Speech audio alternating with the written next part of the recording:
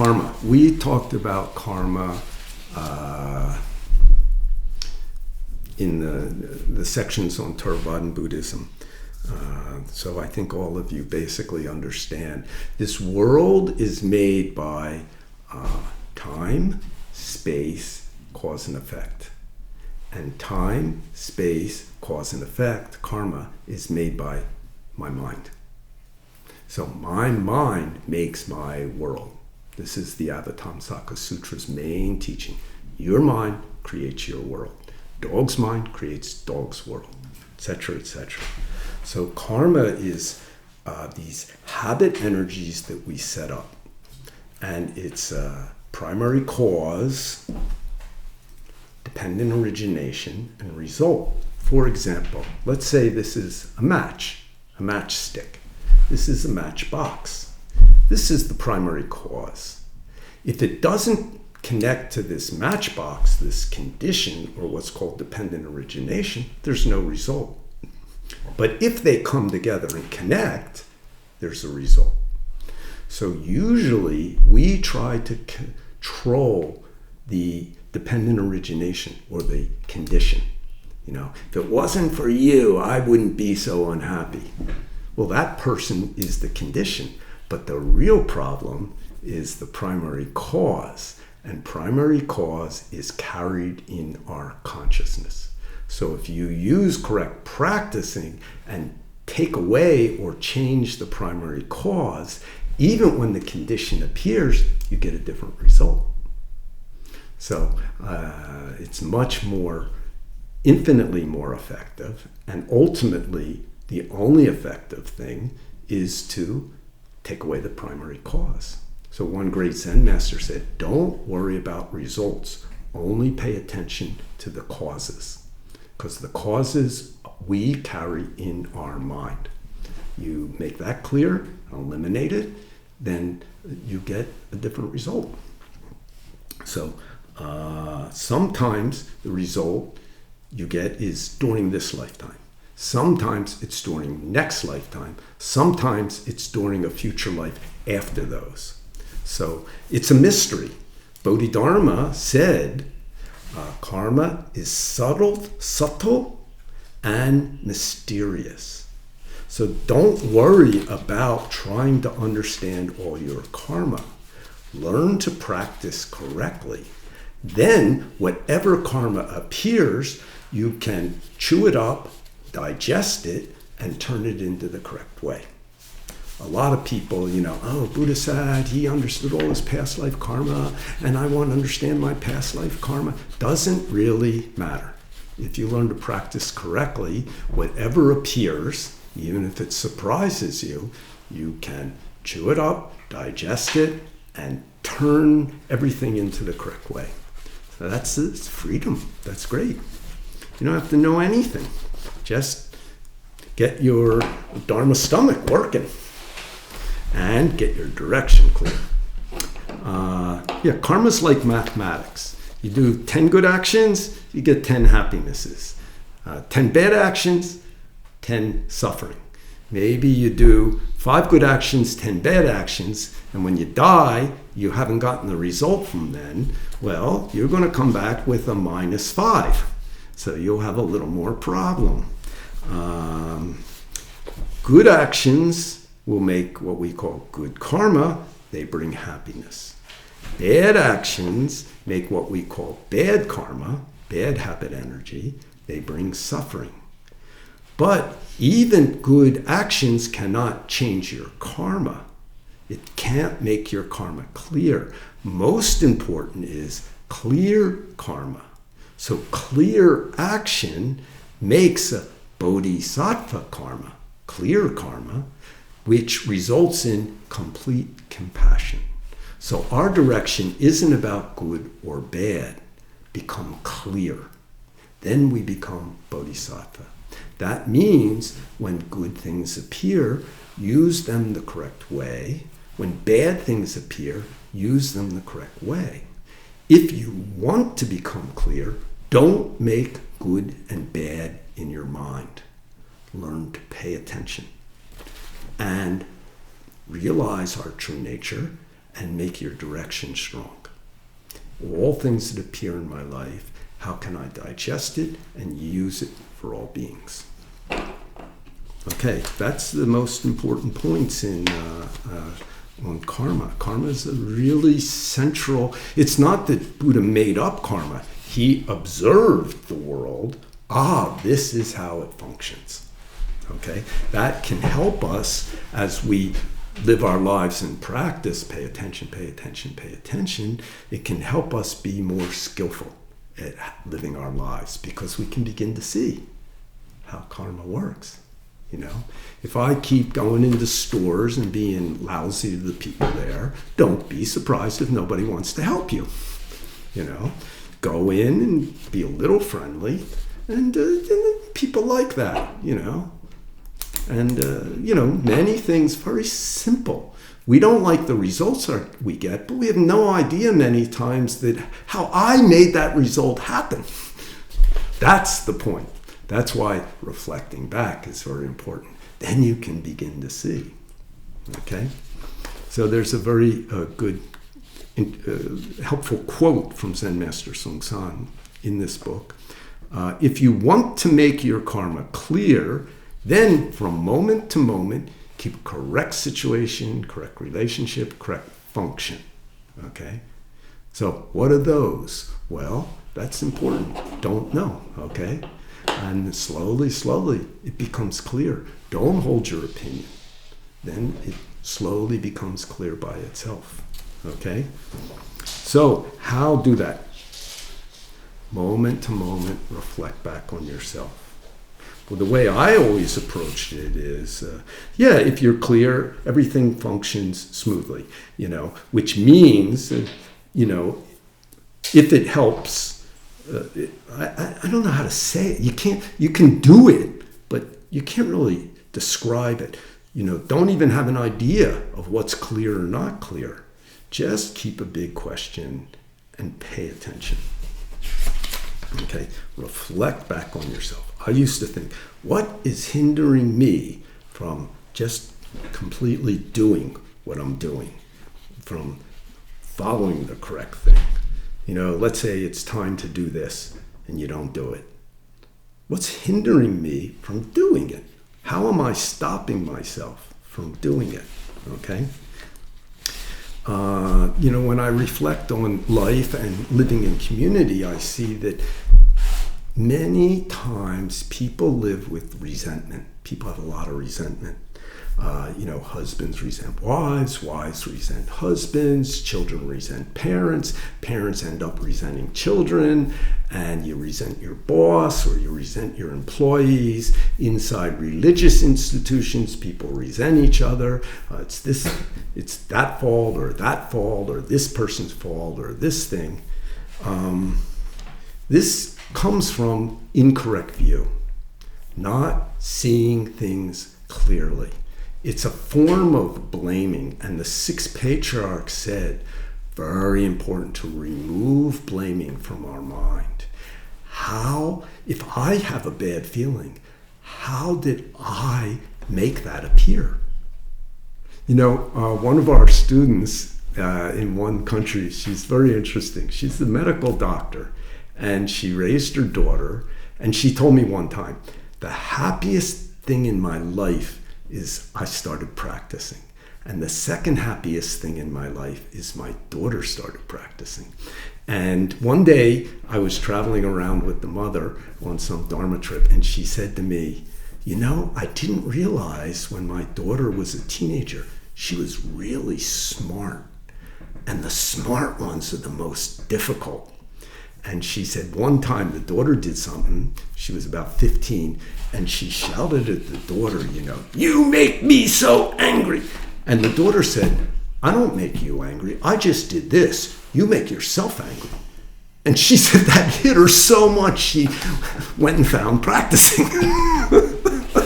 So don't get into, I resent, they make me feel bad, they don't, something, everybody has that in some time in your life, some situation, Yeah, that's the situation.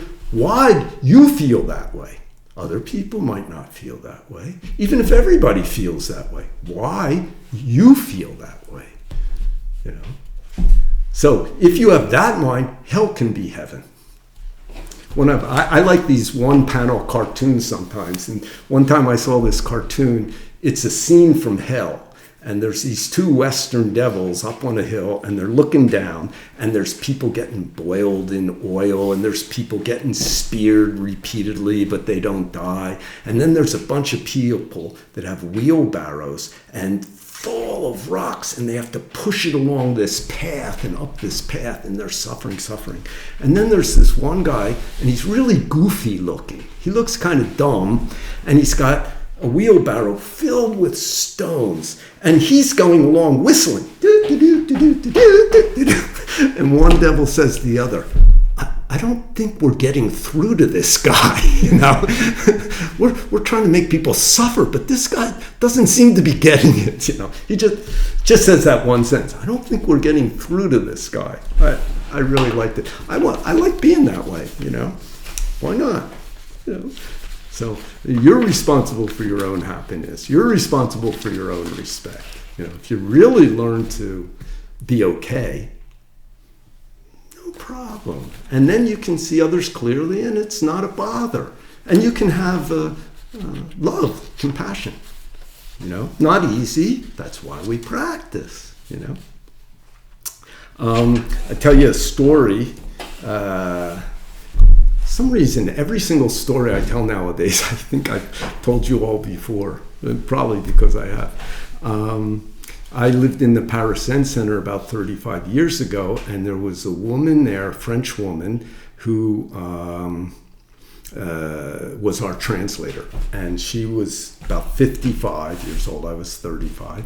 And she had a really difficult personality, and nobody liked her. And one day I was thinking, she's about my mother's age. So also she's been practicing Buddhism longer than me. I didn't think about, well, she's still pretty difficult. I just thought she's been practicing Buddhism longer. She knows a lot about Buddhism. She was mostly a Tibetan student. And I thought, well, I ought to just treat her nicely, you know. She's older than me. It's like my mother's age, you know. So I always treated her nicely, and we got along very well. One day, we're having lunch together in the kitchen. Nobody else is there, and we get in a fight. And she gets really angry and gets up and goes to her room. Our bowls of food, we're still in the middle of eating. And I'm there, and I'm really angry too. And I think to myself, she should go do 108 bows. And then I think, she's not going to go do 108 bows. And then I think, I ought to go do 108 bows. So I went into the Buddha hall, the Dharma room, and I did 108 bows. Probably took about 15 minutes. And while I'm bowing, all my anger went away. It just disappeared. I wasn't thinking about whatever we were fighting. I was like, okay, I'm bowing, you know. And then I'm fine, and I go back to the kitchen, and just as I get in the kitchen, she comes out of her room, comes back, we continue eating and talking, and the whole thing just had evaporated like it never existed. We never talked about it. I have no memory of what the fight was about. It just evaporated, you know. So it really struck me, you know, practice. Don't hold things. It's not easy because we've been making karma for, you know, eons. So that's why they say this is important when we're humans. Don't waste that time. Don't worry about your karma. Make your direction and your practice strong. Okay, very quickly because I'm over time here. 6 paramitas. These are the 6 practices that are taught and practiced in Mahayana Buddhism in various ways. Generosity, that's the first one. Buddha said, if human beings understood the benefits of sharing, they would never have a single meal without sharing it with others. So if you're not a generous person, practice it a little bit. Try to be a little more generous than you are. Precepts. 3 kinds of precepts. That means keeping the rules, the behavior. Hinayana Buddhism is body precepts. If you break one of the big precepts, that's it. If you're a monk or nun, you're done for this life. Can't be fully ordained again. Mahayana is a mind precepts. If you think about it, you broke it. So you have to use Mahayana precepts to take away mind. Zen precepts is not body, not mind. Why do you do it? If it's for others, even breaking the precepts sometimes is correct. If it's only for yourself, and sometimes even keeping the precepts is a mistake. So if you're not sure, keep the precepts. Very important. Effort, try mind. Just try. Perseverance, try for 10,000 years non-stop. Make a vow and keep trying. Samadhi, this is not just the sitting in deep, concentration of emptiness or whatever, nothing, This means how do you keep your mind moment to moment? See clear, hear clear, smell clear, taste clear. Then you attain the moment-to-moment truth. It's not even subjective. It's very clear. Then your meditation and your everyday life connect. So driving time, just drive. If you really are just driving, that's a meditation. That's samadhi. Okay? So don't attach to one idea of samadhi. Wisdom means a functioning for all beings. Digest your experiences, understanding, get wisdom, help others. So in Mahayana practice, if you're weak in any of those areas, then the teacher has you focus and do it. And the first one is generosity, sharing. You can't take anything with you, so learn to share. Does anybody have any questions?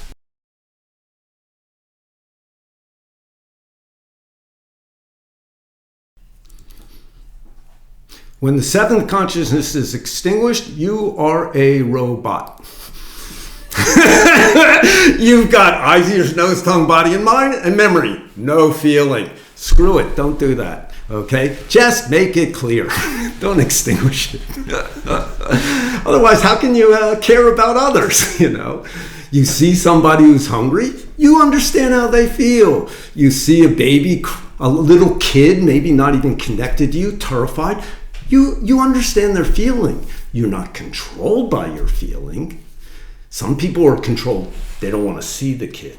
Other people, they spend all night thinking about being terrified. The seventh consciousness is very important. Just if it's empty, it will function correctly. Somebody's sad, I'm sad. Somebody's happy, I'm happy. Somebody's angry, then I want to help. Not I also get angry. Then I want to help. So don't extinguish the seventh consciousness. You become a robot.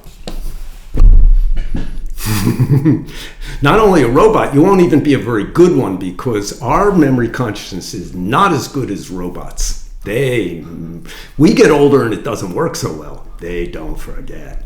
So that's why Sunim said, somebody makes a robot. Then he programs that robot. Then the robot follows the program. So the human controls the robot. But when the human gets old, our consciousness is not so clear, but the robot's is very clear. So when you're young, you control the robot. When you're old, the robot controls you. He told that once in Germany. I remember 1988, and I was thinking, is he talking about German people? I'm thinking, is he talking about German people or robots? I don't know. Then I realized, oh my God, that's karma. We make our karma, but later the karma controls us. So don't think about extinguishing your emotion, okay? Just make it clear. Become clear. If your seventh and eighth and sixth consciousness all become empty of I, then they will all reflect correctly, and the result is compassion, love, helping all beings. Okay? Next question.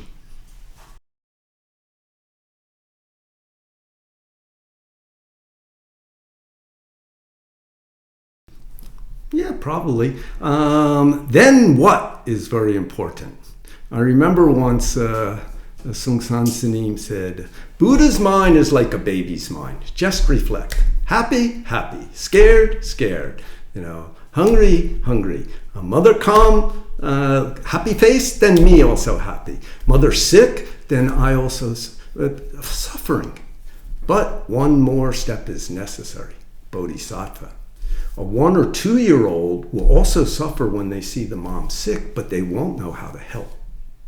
So this kind of baby mind, slow, just reflect, grow up in experience and keeping that simple reflect mind, not holding my opinion, my condition, my situation, then grow up in experience and following everyday life, then bodhisattva. Oh, you're sick. Maybe I take you to a doctor, or how you feeling? You know what to do. And if you don't know what to do, then you try and find somebody who does. And even kids begin to do that. There was this amazing story about in some part of Southern California, this 3-year-old girl walks into a fire station, and the guys are like, she's by herself, so they know what's going on. And she says something like, Daddy, Daddy, and they say, where's your daddy? And she walks them down the block, and her father had gotten into a diabetic problem from some medication problem, and he was unconscious on the floor. And they get him to the hospital, And afterwards I saw them the guy interviewed, and he said, we go for walks around the block and we pass the fire station. And so I told my kid, every time we pass it, oh, these are good people, and if you have a problem, you come and see them, they'll help you. So she saw her father had a problem. She walked down by herself to the fire station and got them. So, this kid, even 3 years old, oh, my dad's suffering, but she had learned something. She can't help, but she knows to go get somebody who can, So don't only be a baby. Grow up. But keep a mind like a baby. Just kaboom, kaboom, kaboom, kaboom, just to reflect. Then you soon understand others' feelings. And if you don't, you just say, oh, what's wrong? I remember one time, one of Sansunim's secretary in America, we were at some event, and she, her stomach got all twisted up, and she went upstairs and she was resting. Later, I figured out what was wrong with her, but some years later. But anyway, Sansunim said, oh, I want to go up and see her. He wanted me to come with him. So we go in, and she's laying there suffering, and she says to him, sir, why is this happening? And he said, I don't know. And I was a new student. I was really impressed. I thought the Zen master knew everything. But he didn't know, and he just said right away, I don't know. He had no hindrance about it at all, So don't only be a baby. Keep a baby's mind and attain bodhisattva. Any other questions?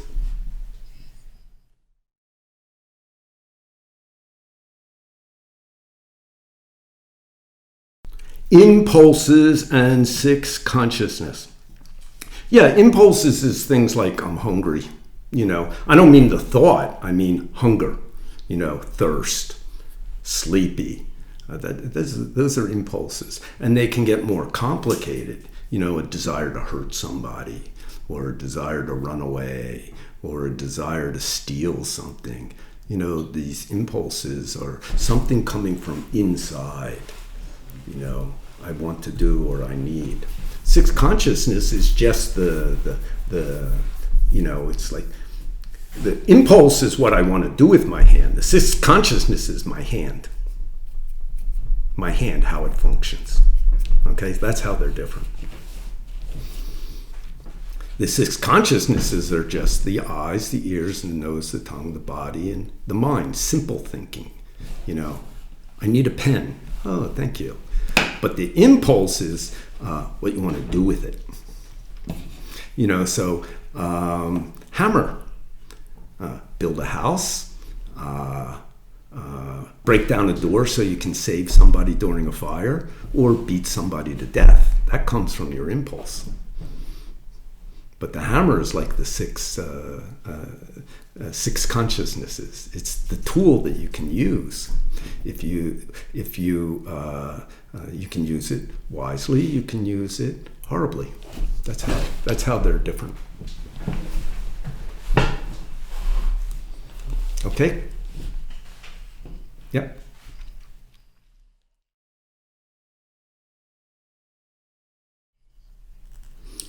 Yeah, absolutely. Repetition of mantra can help you cut through your thinking. It can help cut off your thinking sometimes.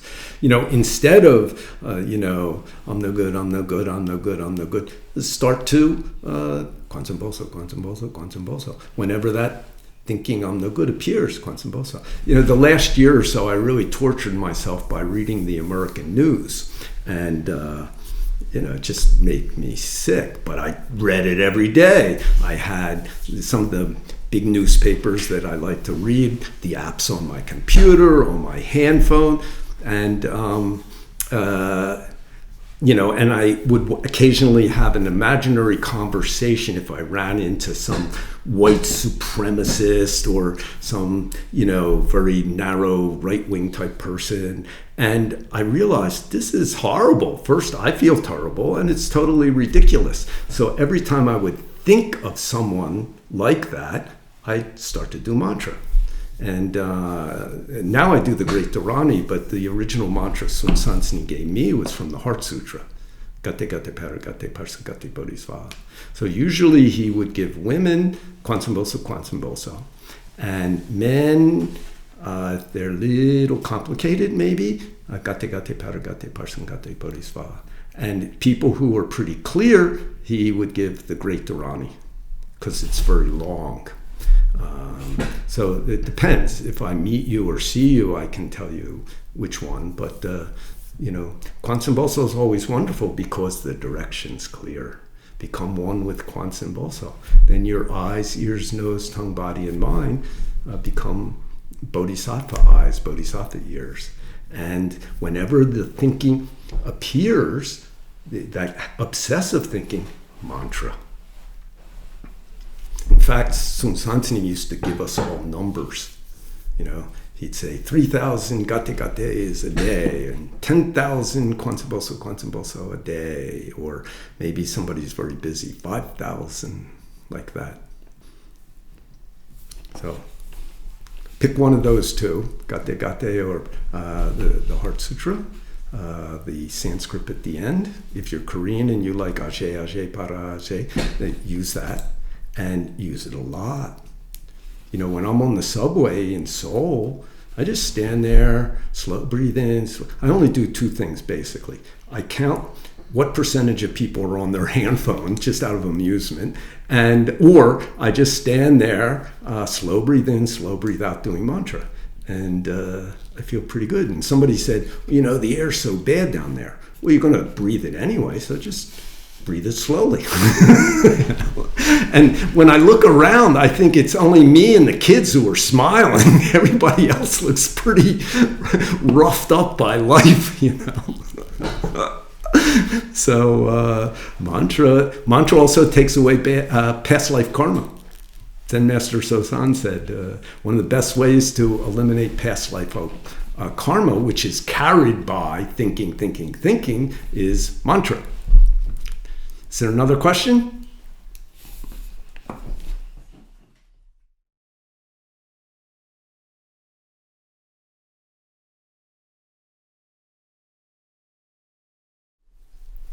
Well, my first question for that person is, what do you create with your mind? Then next is, think about that, okay? The next is a story from Japan. Maybe 500, 600, 700 years ago, there was a samurai, apparently, who was quite a good fighter. And one day he realizes, I've killed a lot of people. So I'm getting older. When I die, what will happen to me? Is there really a heaven and a hell? Like, what can I do? And he goes to visit a Zen master, and he goes in and he bows and he says to the Zen master, I've killed a lot of people and I'm worried what happened when I die. Is there a heaven? Is there a hell? And the Zen master, he expects the Zen master to be full of compassion, but the Zen master looks at him and he says, you're such a dumb idiot, you're a dumb shit. I mean, you're a piece of garbage. Even if I explained, you never understand. And he keeps insulting the guy and insulting him, really insulting him. And the samurai gets enraged and he pulls out his sword and he's about to kill the Zen master. And the Zen master says, that's hell. And then the samurai gets it. And he puts the sword down and he bows to the Zen master and thanks him. And the Zen master says, and that's heaven. So that's how our mind makes heaven and hell. What do you make? So that's almost the end of our class today. So once again, I must speak up for you, me, and the earth. Eat local produce as much as you can. Fruits, vegetables, and whatever comes nearby. Think of the whole world and eat local. Yummy, yummy.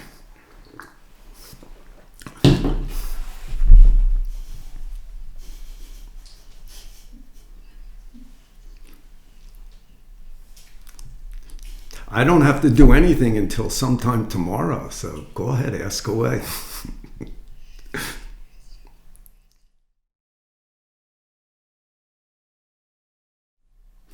Buddha was a yogi. There's no separation. Yeah, slightly. The only difference, there's a little bit of difference. They developed their own system for becoming one, and there's a little different understanding of the nature of the universe. But, from what I've read, I often think Buddha did a lot of different physical things. Sitting was sort of the final one. Where his body energy was really pretty moving, and the whole time though he kept this we call don't know mind, this big question. He's very clear. He's not just trying to get his body loose and flexible and healthy. He's trying to find, is there something permanent inside or outside? So he's always observing, what is this? What is this? Is there an I? Is there an I in all these experiences? And he's using his body as well, So if you do Zen right, it is a yoga. Sometimes it's a drinking grape juice from nearby yoga. Sometimes one of my favorite yogas is the bathroom. I love the toilet when you get older.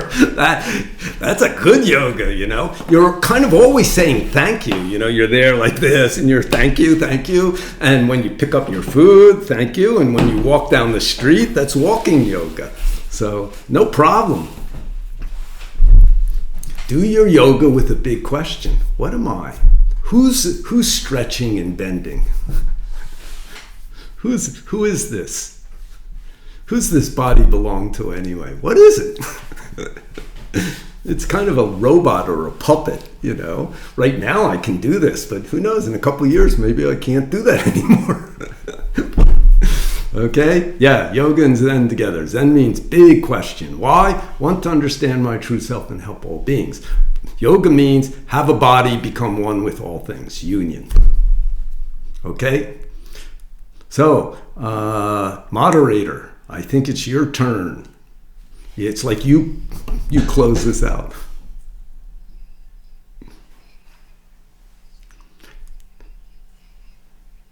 Nope, let's do it now. I'll be dead next week. Or you will. Somebody will. No, thank you.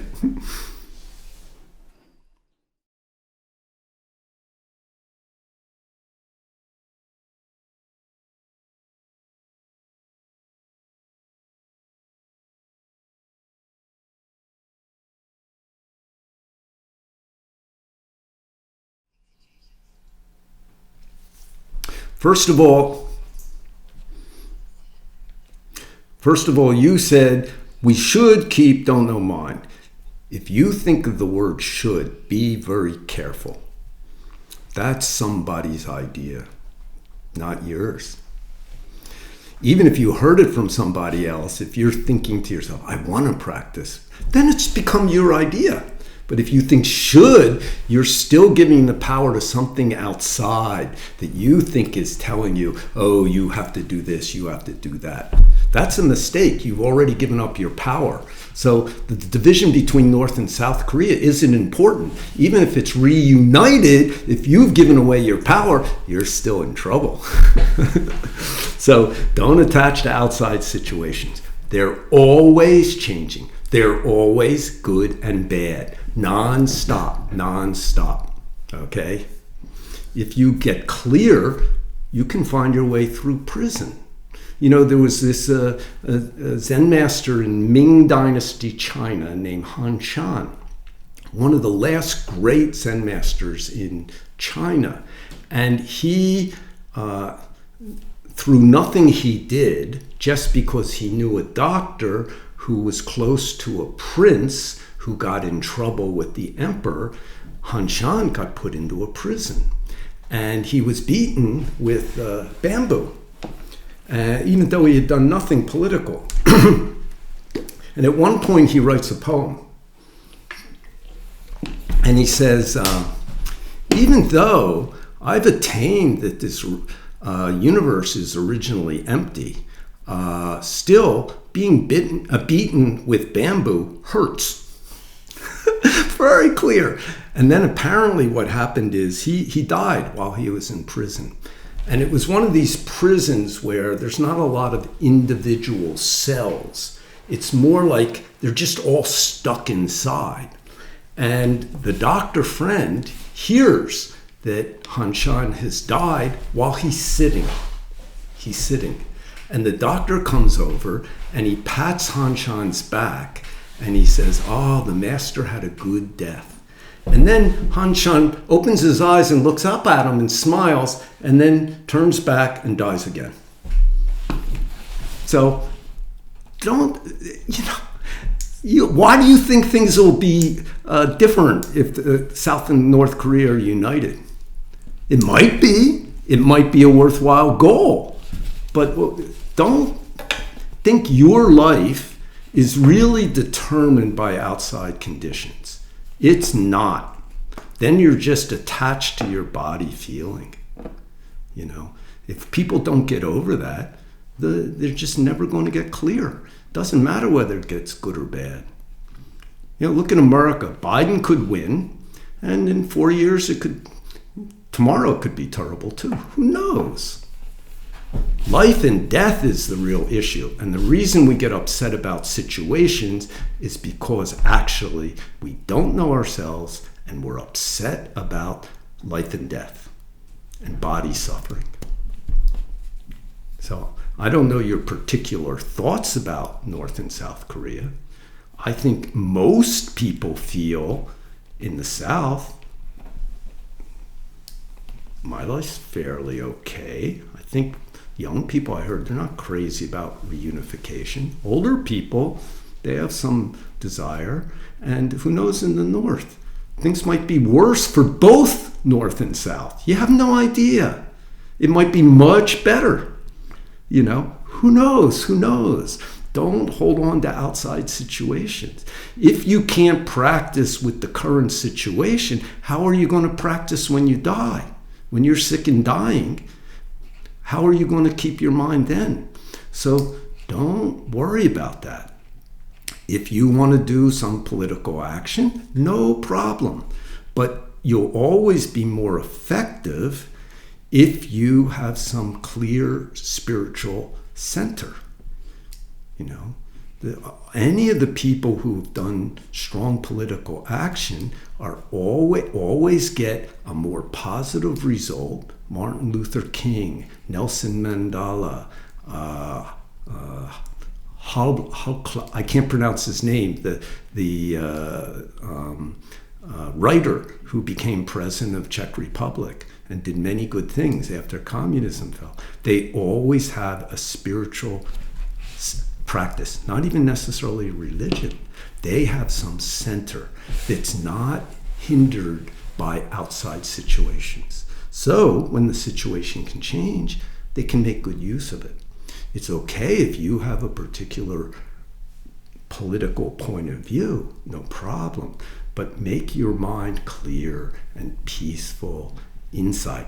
Then you'll get whatever you do, protest, get elected to something, support some groups, the result will be much more effective if you're coming from that. Don't so much attach to outside situation. The biggest outside situation that's going to be difficult is when you're laying dying.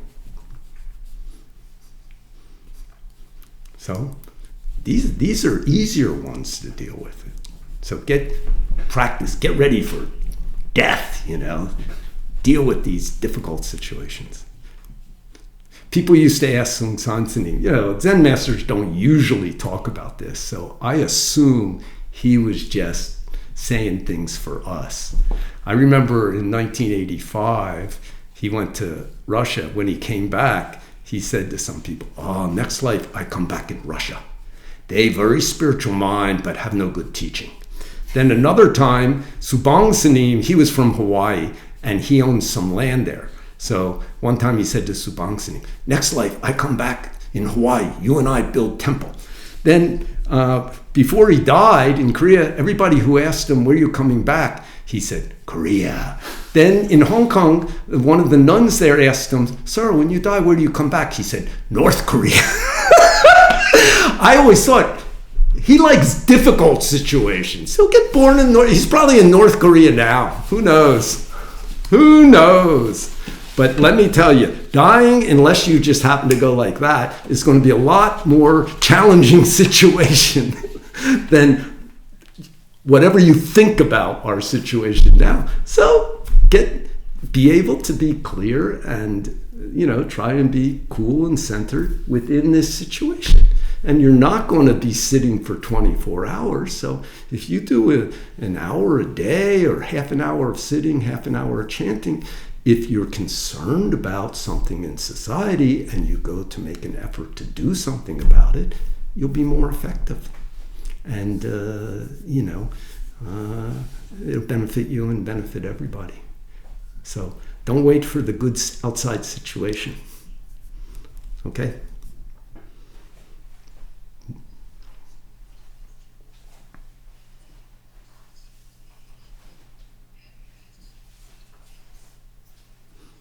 Well, I'm kind of surprised at that myself, but I love Lin Chi. He said, our teaching has no doctrine.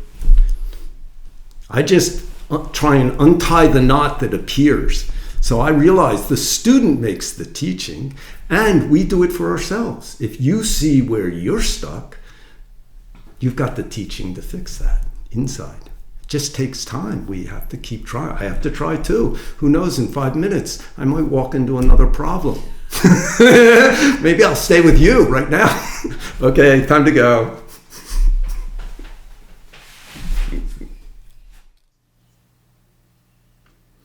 Sentient beings are numberless. We vow to save them all. Delusions are endless. We vow to cut through them all. The teachings are infinite. We vow to learn them all. The Buddha way is inconceivable. We vow to attain it.